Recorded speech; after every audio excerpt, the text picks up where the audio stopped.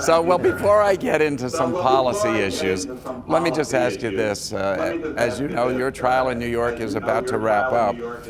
Do you think the outcome, whether acquitted or guilty, has any impact on voters in Pennsylvania? I think it has no impact at all. I think it has been driving up. This trial is a rigged trial with a judge who's a crooked judge and a conflicted judge, highly conflicted. He went crazy yesterday because a witness was so good for me. And it's a very rigged situation. The public has seen it. Even if convicted, I think that it has absolutely no impact. It may drive the numbers up. But we don't want that. We want to have a fair verdict. So we'll see what happens. But we're winning the trial. It shouldn't even be a trial. As you know, you're watching like everybody else. It shouldn't even be a trial. Let me go right to some policy issues, Mr. President. Both you and President Biden oppose Nippon Steel's purchase of U.S. steel. And both of you have imposed trade restrictions, especially on China. So why should supporters of American steel and steelworkers in general support you over President Biden on trade issues? Well, I'm much better. He just copied me. He always copies me because ultimately I turn out to be right, especially on economic things and foreign policy. I've been right on everything. He is a guy, he just put some tariffs on the electric cars. He should have done it 3 years ago to protect our market. Should have done it 3 years ago. He's slow to the draw, has no idea what he's doing, and he's the worst president in the history of this country. And he's putting us out of business with his borders and all of the bad decisions he's made. Afghanistan, the way they got out was the most embarrassing day in the history of our country. We wouldn't think of it. We wouldn't have Russia going into Ukraine. You wouldn't have had the attack on Israel. We wouldn't have inflation right now. We'd be energy independent. We were energy independent 4 years ago. Now we're not. He's a terrible president. Is there something more that you would do, though, on trade issues to protect steel jobs? Oh, yeah, sure. I'd raise tariffs. I'd raise tariffs, and I'd raise them substantially. I'm the one that saved the steel industry with tariffs. His is just a limited thing. I saved it with tariffs, and they have to go up, and they have to go up substantially.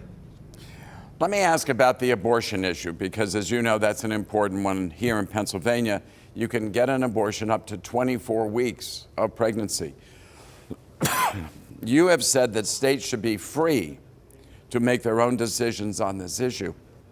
But as you know, there are some on both sides who want federal legislation. So let's be crystal clear on your view, Mr. President. Will you veto any federal legislation that would restrict or curtail Pennsylvanians' current abortion law? No, I'm not into the federal. I just took it out of federal. We did something that everybody wanted. Everybody said also it couldn't be done. We got rid of Roe v. Wade, which brought it back to the states. For 52 years, that's what people wanted to do. They wanted to bring abortion. They wanted to bring that whole thing back to the states. And then you have your vote. Ohio had a vote. Ohio had a somewhat liberal ending also. You know, if you look at what happened, Kansas had a somewhat liberal ending. And some, on the other hand, go a different way. But it's bringing it back to the people. It's the vote of the people within the states. And it's now a states issue. And that's where everybody wanted it to be for many, many years. For 50 years, then I got that done. Now it's the vote of the people. Pennsylvania is one way and Texas is another way. But that's what the people wanted. So if Congress passes a 15-week bill, you'd veto it? I don't think there'd be any reason for it because all the states are going to have their own. It's very interesting. All of the states now, we just got out of the federal government. They couldn't pass anything. Congress couldn't pass, the Senate couldn't pass, and it's really not up to Congress. It's up to, a whole group of people beyond Congress, in front of and behind. But they wanted to get out of Congress. They wanted to get out of the federal government, and that's what they do. And now the states have taken these issues, and they're going and they're voting. It's really become a vote of the people within the states, and that's what people have wanted, and that's what the legal scholars wanted. Everybody wanted it, and it's calming down. It's really amazing. It's brought this issue, and it's really calmed it down. It's a vote of the people.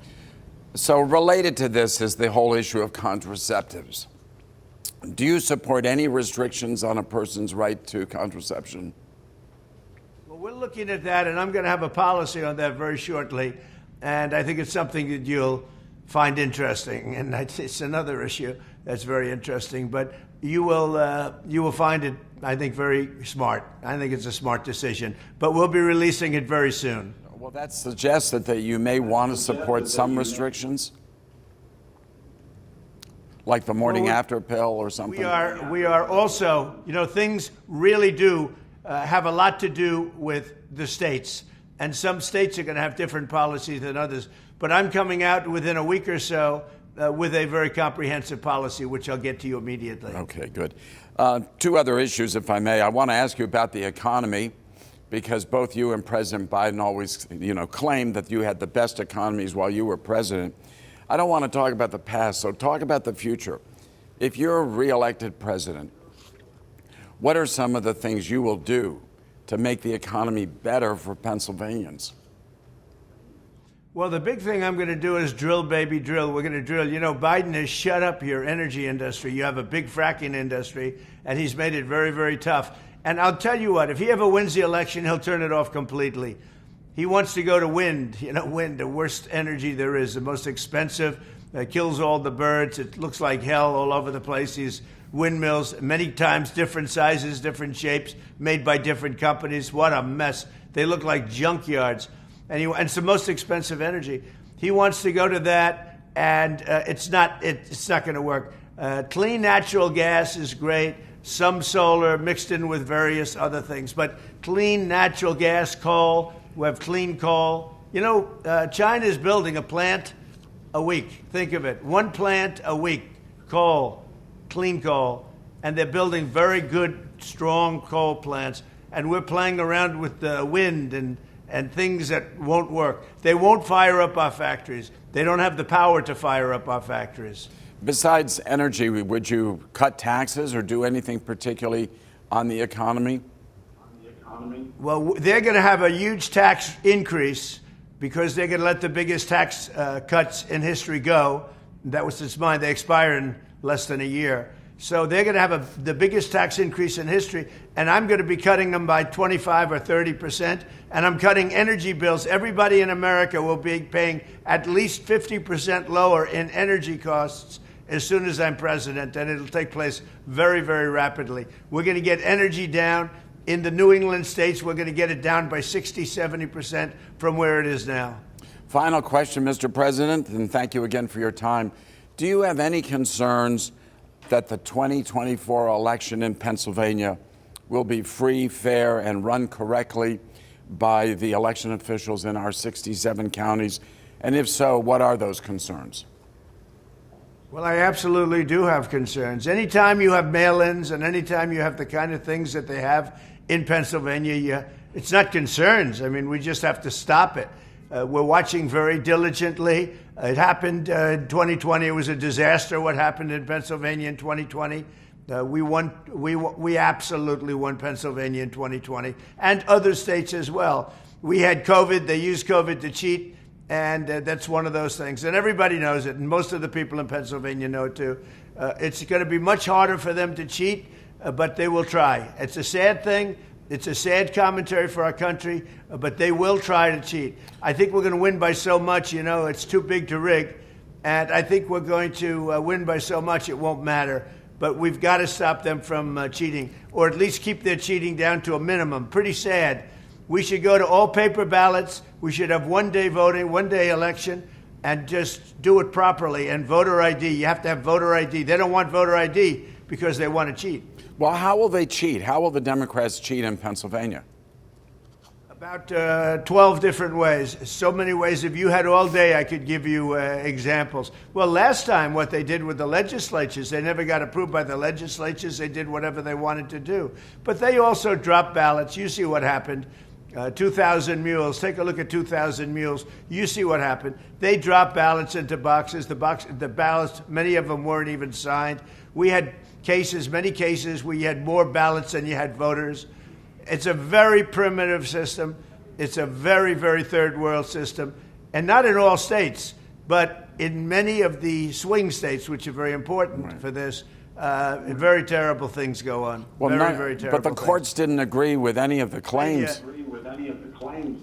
Say it again? I'm sorry, the courts in Pennsylvania did not seem to agree with any of the claims of anything going wrong in the 2020 election. They didn't have the courage to do what they had to do. The courts were very disappointing. They didn't have the courage to do what they had to do. The claims were there. Everybody knows it. It was shocking when Pennsylvania was turned down. But they were turned down. They were turned down on statutory grounds and other grounds. But it was shocking when Pennsylvania was turned down. It sounds, Mr. President, and very sad. So they're going to try again, and we're going to stop them. And we're watching it. We have vast numbers of lawyers in Pennsylvania and other places. But we have to have strong borders and open, free, and fair elections. Mr. President, it's great to be with you again. I hope we get a chance to sit down in Pittsburgh when you're out here sometime. We'll do it 100%. Say hello to everybody in Pittsburgh. We're going to win Pittsburgh. Thank you. Thank you, sir.